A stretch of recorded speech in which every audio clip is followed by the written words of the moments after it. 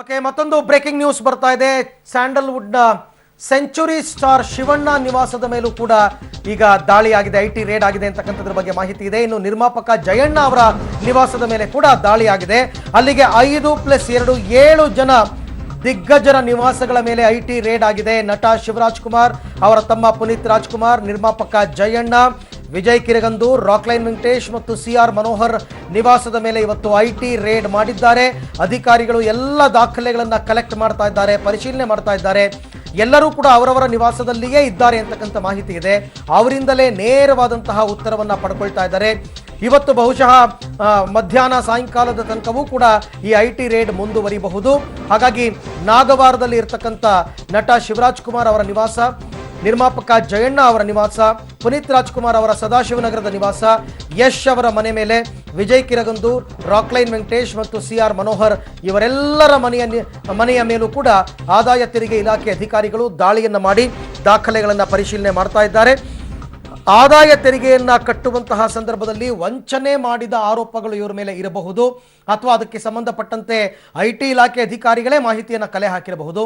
ಇವರ ವಾರ್ಷಿಕ ಆದಾಯ ಎಷ್ಟಿದೆ, ಆ ವಾರ್ಷಿಕ ಆದಾಯಕ್ಕೆ ತಕ್ಕಂತೆ ಇವರು ತೆರಿಗೆಯನ್ನು ಕಟ್ತಾ ಇದ್ದಾರಾ ಇಲ್ವಾ, ಇದೆಲ್ಲ ಮಾಹಿತಿಯನ್ನು ಕಲೆ ಹಾಕಿದ ನಂತರವಷ್ಟೇ ಐಟಿ ದಾಳಿ ಮಾಡೋದಕ್ಕೆ ಯೋಜನೆಯನ್ನು ಹಾಕ್ಕೊಳ್ತಾರೆ. ಅದರ ಪ್ರಕಾರ ಇವತ್ತು ಐಟಿ ದಾಳಿ ನಡೆದಿದೆ. ಇವತ್ತು ಬೆಳಗ್ಗೆಯಿಂದಲೂ ಕೂಡ ದಾಖಲೆಗಳ ಪರಿಶೀಲನೆ ನಡೀತಾ ಇದೆ. ನೀವೀಗ ನೋಡ್ತಾ ಇರತಕ್ಕಂಥ ದೃಶ್ಯ ಇದು ಸದಾಶಿವನಗರದಲ್ಲಿ ಇರತಕ್ಕಂಥ ಪುನೀತ್ ರಾಜ್ಕುಮಾರ್ ಅವರ ನಿವಾಸ. ಪೊಲೀಸರು ಬ್ಯಾರಿಕೇಡ್ಗಳನ್ನ ಹಾಕ್ತಾ ಇರತಕ್ಕಂಥ ದೃಶ್ಯವನ್ನು ಕೂಡ ತಾವೀಗ ನೋಡ್ತಾ ಇದ್ದೀರಾ ಪುನೀತ್ ರಾಜ್ಕುಮಾರ್ ಅವರ ನಿವಾಸದ ಮೇಲೆ. ಓಕೆ, ಈ ಬಗ್ಗೆ ಮತ್ತಷ್ಟು ಮಾಹಿತಿ ಪಡೆಯೋಣ ನನ್ನ ಕೊಲೀಗ್ ಮುರಳಿ ಅವರಿಂದ. ಮುರಳಿ, ಲೇಟೆಸ್ಟ್ ಅಪ್ಡೇಟ್ಸ್ ಏನಿದೆ? ಹಲೋ ಮುರಳಿ, ಲೇಟೆಸ್ಟ್ ಅಪ್ಡೇಟ್ಸ್ ಏನಿದೆ?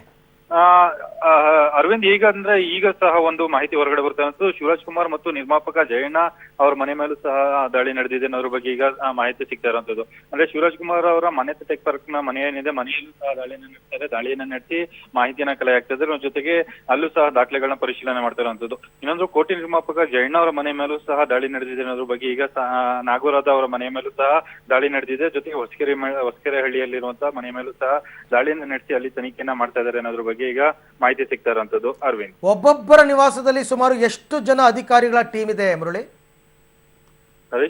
ಒಬ್ಬೊಬ್ಬರ ನಿವಾಸದಲ್ಲಿ ಎಷ್ಟು ಅಧಿಕಾರಿಗಳ ಟೀಮ್ ಇದೆ ಅಂತ? ಅರವಿಂದ್, ಏನಂದ್ರೆ ಒಬ್ಬೊಬ್ಬರ ಮನೆಯಲ್ಲೂ ಸಹ 8 ಅಧಿಕಾರಿಗಳು ಈಗ ದಾಳಿನ ನಡೆಸಿದ್ರೆ 8 ರಿಂದ 10 ಅಧಿಕಾರಿಗಳು ಇರುವಂತದ್ದು. 10 ಅಧಿಕಾರಿಗಳು ಸಹ ದಾಳಿನ ನಡೆಸಿದ್ರೆ ದಾಳಿಯನ್ನ ನಡೆಸಿ ಮಾಹಿತಿಯನ್ನ ಕಲೆ ಹಾಕ್ತಾರೆ ಮತ್ತು ದಾಖಲೆಗಳನ್ನ ಸಹ ವಶಕ್ಕೆ ತೆಗೆದುಕೊಳ್ತಿರುವಂತದ್ದು. ಜೊತೆಗೆ ದಾಳಿಗೊಳಗಾದಂತವ್ರು ಯಾರಿರ್ತಾರೆ ಅವರಿಂದನೂ ಸಹ ಕ್ಲಾರಿಫಿಕೇಶನ್ ಅನ್ನ ತೆಗೆದುಕೊಳ್ತಾ ಇರುವಂತದ್ದು. ಅರವಿಂದ್, ಅಲ್ಲೇನೋ ಪುನೀತ್ ರಾಜ್ಕುಮಾರ್ ಮನೆ ಮುಂದೆ ಪೊಲೀಸರು ಬ್ಯಾರಿಕೇಡ್ ಹಾಕ್ತಾ ಇದ್ದಾರೆ.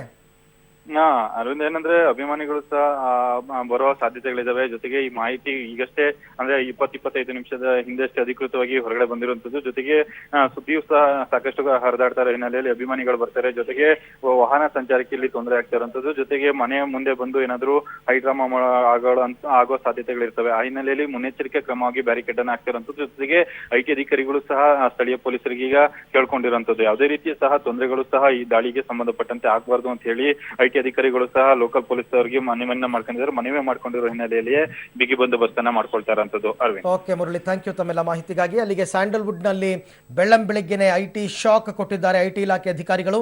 ನಟ ಪುನೀತ್ ರಾಜ್ಕುಮಾರ್, ಶಿವರಾಜ್ ಕುಮಾರ್, ನಟ ಯಶ್ ಅವರ ನಿವಾಸದ ಮೇಲೆ ದಾಳಿಯಾಗಿದೆ. ಇದರ ಜೊತೆಗೆ ನಿರ್ಮಾಪಕರಾದ ರಾಕ್ಲೈನ್ ವೆಂಕಟೇಶ್, ವಿಜಯ್ ಕಿರಗಂದೂರ್, ಸಿಆರ್ ಮನೋಹರ್ ಮತ್ತು ಜಯಣ್ಣ ಇವರ ನಿವಾಸದ ಮೇಲೆ ಕೂಡ ದಾಳಿಯಾಗಿದೆ. ದಾಖಲೆಗಳನ್ನು ಅಧಿಕಾರಿಗಳು ಪರಿಶೀಲನೆ ಮಾಡ್ತಾ ಇದ್ದಾರೆ. KGF ಚಿತ್ರ ಭಾರೀ ಯಶಸ್ಸನ್ನು ಪಡೆದ ಹಿನ್ನೆಲೆಯಲ್ಲಿ 150 ಕೋಟಿ ಕ್ಲಬ್ ಅನ್ನು ಸೇರ್ತು ಅಂತಕ್ಕಂಥ ಹಿನ್ನೆಲೆಯಲ್ಲಿ ಅದರ ಮಾಹಿತಿಯನ್ನು ಕೂಡ ಪಡ್ಕೊಂಡಿದ್ದಾರೆ ಐಟಿ ಇಲಾಖೆ ಅಧಿಕಾರಿಗಳು. ಸೊ ಬಂದಿರುವಂತಹ ಆದಾಯ ಏನು, ಅದಕ್ಕೆ ಏನು ತೆರಿಗೆ ಕಟ್ಟಬೇಕು, ಕಟ್ಟಿದಾರಾ ಇಲ್ವಾ, ಕಳೆದ ಬಾರಿ ಇವರು IT income tax returns file ಮಾಡಬೇಕಾದ್ರೆ ಏನಾದರೂ ದೋಷಗಳಾಗಿದೆಯಾ, ಎಲ್ಲದರ ಬಗ್ಗೆ ಕೂಡ ಮಾಹಿತಿಯನ್ನು ಕಲೆ ಹಾಕ್ತಾ ಇದ್ದಾರೆ.